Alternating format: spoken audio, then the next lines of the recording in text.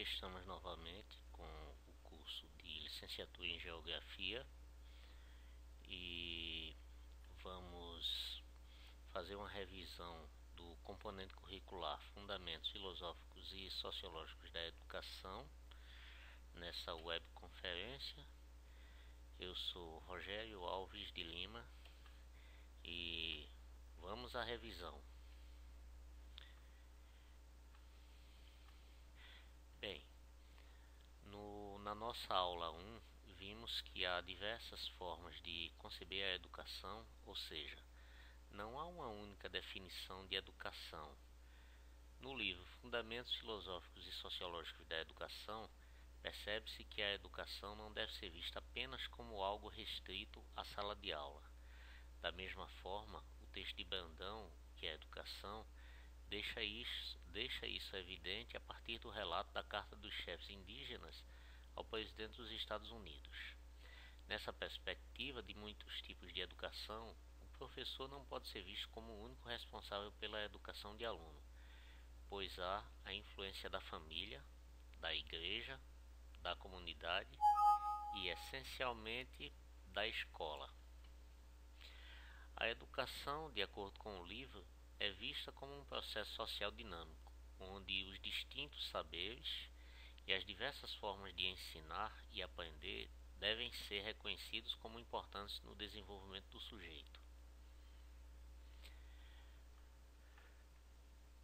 Para alguns pensadores, como mostra o livro Apostilha, a educação é vista também como um ato político. No entanto, determinadas práticas devem ser, antes de qualquer coisa, educativas e, secundariamente, política. Assim, pode-se perceber que o ato político está contido no ato de educar. Contudo, não se pode sobrepor a ação política sobre a ação educativa em si. Sendo um ato político, a educação está permeada de intencionalidade. Neste sentido, independente do tipo ou das formas de educação que se adote, os sujeitos vão estar associados a ela como forma de adaptação desses sujeitos aos valores aceitáveis pela sociedade a qual estão inseridos.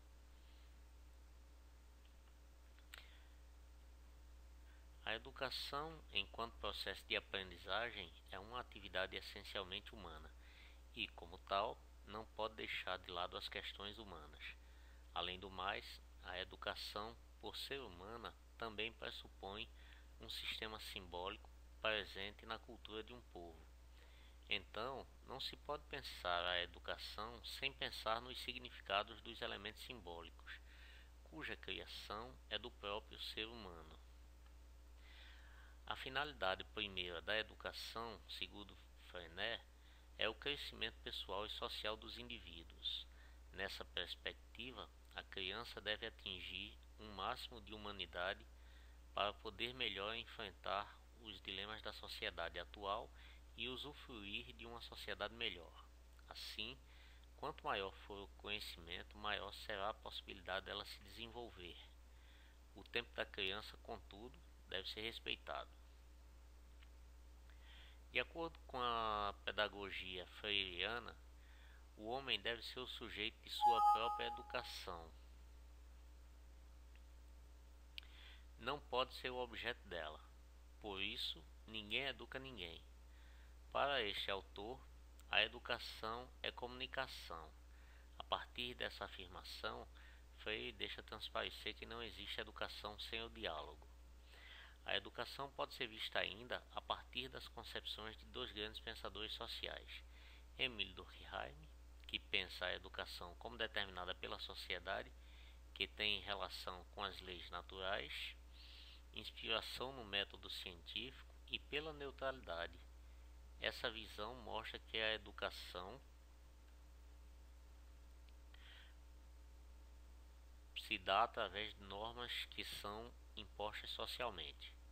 Karl Marx, que aponta para uma abordagem crítica da educação e da forma de aquisição de conhecimento, relaciona esses elementos às estruturas econômicas e à educação como um processo integrado a outros fatores.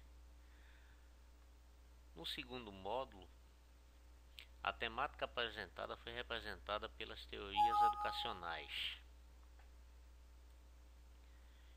Inicialmente foi visto que as teorias educacionais se dividiam em teorias não críticas e teorias crítico-reprodutivistas. Em relação às teorias não críticas, viu-se uma divisão em três tipos de pedagogia: a pedagogia tradicional, a pedagogia nova e a pedagogia tecnicista. Na pedagogia tradicional, os conteúdos baseados em informações produzidas no passado deveriam ser transmitidos aos alunos das novas gerações. Neste caso, os alunos eram considerados como receptores e não como agentes do conhecimento. É essa pedagogia que Paulo Freire chama de educação bancária. A pedagogia nova se diferencia da tradicional por se preocupar não apenas com o aprendizado do aluno, mas como se dá esse aprendizado. Nessa pedagogia, o foco não é o professor, mas sim o aluno, que de receptor passa a ser agente do conhecimento. Esse tipo de pedagogia propiciou inovações, mas nem todos tinham acesso a essas inovações, nem mesmo os professores. Nesse sentido, o debate que se estabelecia é o de que era melhor uma escola boa para poucos do que uma escola diferente para muitos. As críticas feitas a esta pedagogia fez surgir a Escola Nova Popular, cujos expoentes foram Paulo Freire e Celestin Freinet. A pedagogia de Freinet estava alicerçada em 4 eixos: 1. Cooperação, como forma de construção social do conhecimento. 2. Comunicação, como forma de integrar esses conhecimentos. 3. Documentação, registro da história que se constrói diariamente. E 4. Afetividade, elo entre as pessoas e o objeto do conhecimento. A Escola Nova Popular freiriana traz a ideia de transformação, ou seja, na pedagogia de Paulo Freire, a transformação é constante. De acordo com os argumentos de Paulo Freire, é preciso aprender a ensinar e ensinar para transformar. Sua proposta educacional tinha uma preocupação centrada no combate à exclusão social. Na pedagogia tecnicista, a organização racional dos meios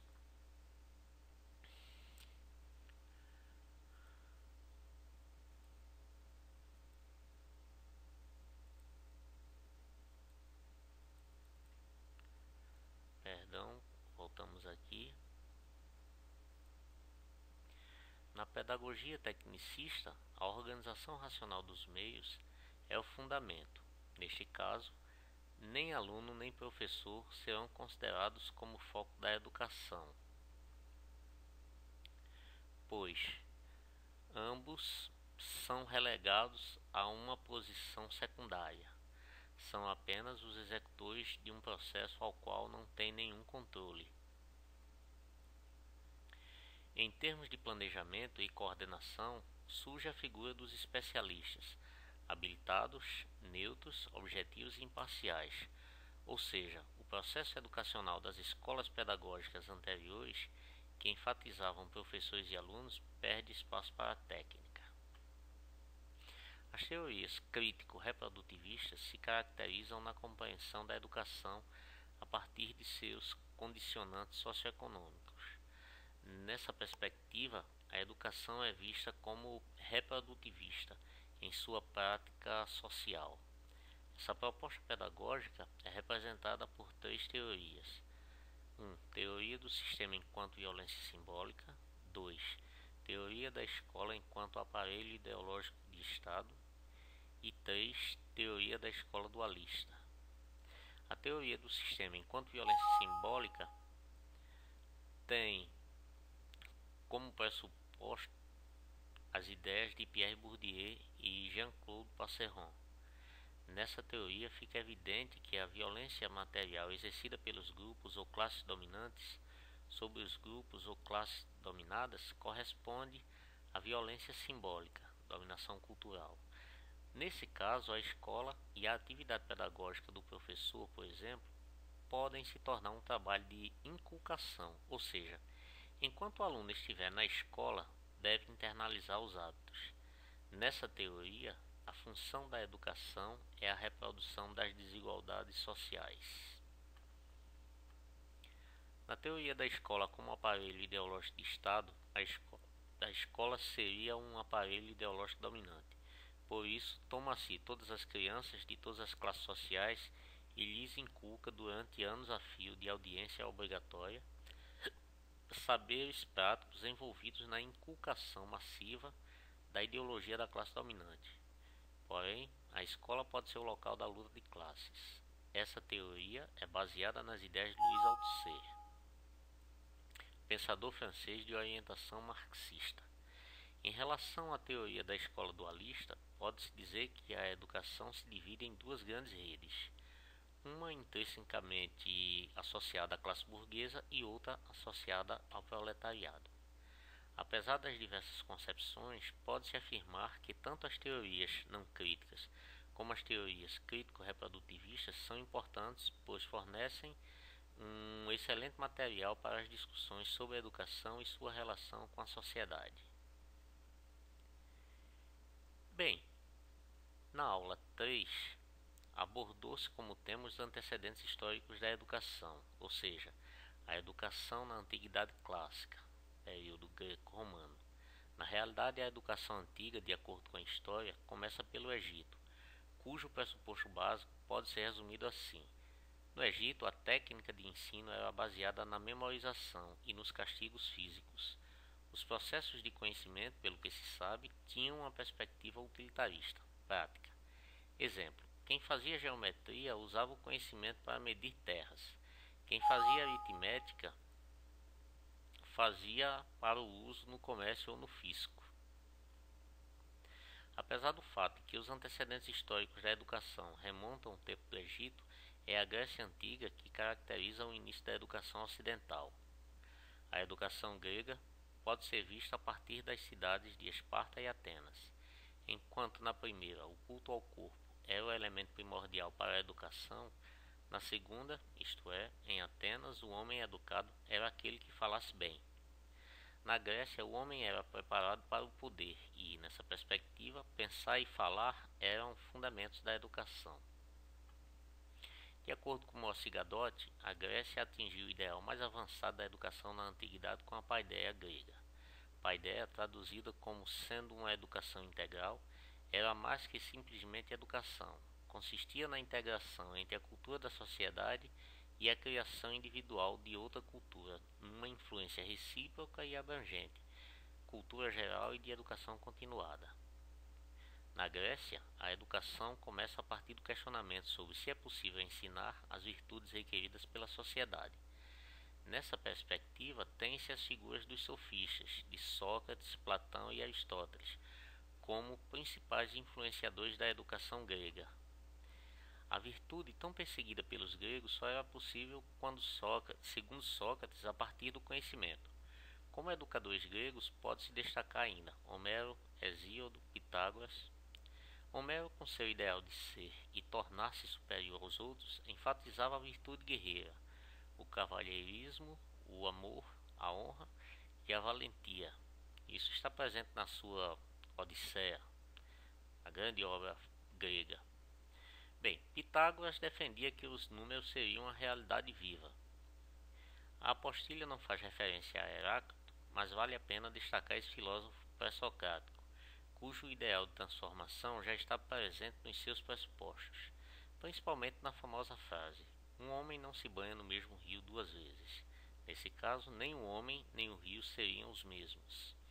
Essa discussão, de certo modo, vai influenciar os pensadores da educação enquanto transformação, ou seja, Karl Marx é bastante influenciado por essa perspectiva da sociedade enquanto fluxo contínuo, ou seja, enquanto transformação, e, por sua vez, os pedagogos, ou seja, as pedagogias baseadas nessa transformação, teriam influência nessa base heracliteana. A educação romana, por sua vez, se diferenciava bastante da educação grega, pois na Roma antiga o papel da mãe era significativo na instrução dos filhos. Na Grécia, a educação ficava a cargo de um escravo, ou seja, um homem, enquanto em Roma a mulher é quem tinha um destaque sem precedentes. Eram as mulheres que ensinavam seus filhos a falar e a escrever. O pai somente assumia o papel de tutor da educação do filho quando este estava com 7 anos, e assim a criança aprendia mais sobre as tradições familiares e da pátria. Para tanto se valiam dos treinamentos físicos e militares. Em seguida, a educação ficava a cargo de um especialista. Em Roma, a educação era sempre regada a castigos severos e punições com varas. Esta educação era considerada enfadonha, e a influência da educação grega era muito forte. De acordo com a apostilha, em Roma ensinava-se mais de cultura grega do que de cultura latina. Ainda, de acordo com a apostilha, a educação romana era utilitarista e militarista, organizada pela disciplina e justiça. A educação no período renascentista. Bem, Moacir Gadot escreve que o pensamento pedagógico da Renascença caracteriza-se pela valorização da cultura greco-romana, influenciando na introdução da cultura do corpo e substituição de métodos mecânicos. O renascimento pedagógico relacionava-se às grandes navegações do século XIV, que originaram o capitalismo comercial e a invenção da imprensa por Gutenberg. O impacto destas descobertas favoreceu a crença nas possibilidades de o homem se superar. Favoreceu o individualismo, o pioneirismo e a aventura. Desenvolveu também a arte da guerra, possibilitada pelo uso da pólvora.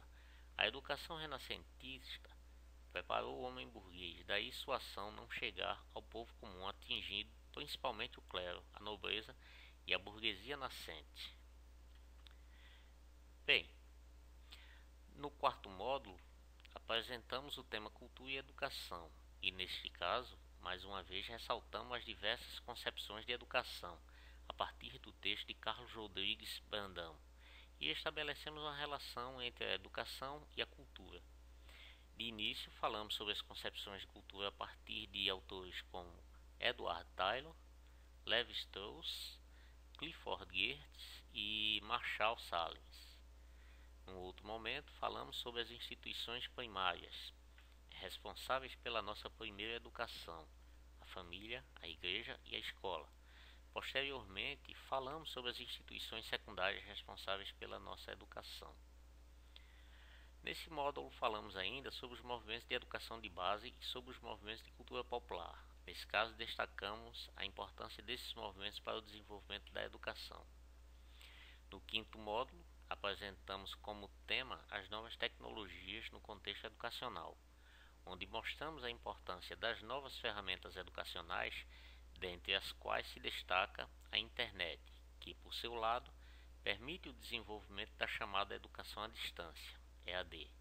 Na realidade, como foi mostrado nesse módulo, a educação à distância não é um fenômeno considerado como novidade no Brasil, pois nos anos de 1970 já se tinha essa modalidade. No entanto, a educação à distância, nesse caso, resumia a cursos profissionalizantes, feitos via correspondência. O Instituto Universal Brasileiro é um exemplo de instituição que promovia cursos via correspondência. Nesse módulo, falamos sobre as imagens e as dificuldades enfrentadas pelos profissionais da educação em lidar com elas. A linguagem falada e a palavra escrita têm uma influência sobre os profissionais da educação, como foi visto na apostilha. Ressaltamos que a EAD ainda não é uma modalidade totalmente aceita pelos educadores em função das dificuldades que esses educadores têm no manuseio dessas novas tecnologias. Claro que isso tende a mudar com o passar do tempo. Além disso, trabalhamos com a ideia de que, mesmo sendo uma modalidade de ensino virtual, a qualidade pedagógica deve ser mantida. No sexto módulo, falamos sobre a educação e desenvolvimento. Nesse sentido, ressaltamos a importância da educação ambiental, da educação do campo, da educação indígena e da educação afro-brasileira. Discutimos ainda sobre 3 formas de como a sociedade pode se relacionar com a educação e o sistema escolar e vice-versa. As formas de relação da educação com a sociedade se dão através do otimismo pedagógico, pessimismo pedagógico e otimismo crítico. O otimismo pedagógico diz respeito àquelas pessoas que veem a escola como salvadora da sociedade. É também conhecida como otimismo ingênuo. O pessimismo pedagógico vê a escola como um instrumento de dominação e seria reprodutora do sistema desigual de uma sociedade dividida em classes de dominantes e de dominados. O otimismo crítico tenta resgatar o otimismo em relação à escola, mas sem, no entanto, percebê-la como neutra ou messiânica em relação às necessidades de transformação social, apontando uma função conservadora, mas também uma função de inovação. Bem, estamos chegando ao final e nós vamos fazer uma atividade presencial neste sábado. Espero que esta revisão contribua de algum modo para o desenvolvimento das atividades. O trabalho deve ser feito em grupo de 5 pessoas e boa sorte e até uma outra oportunidade.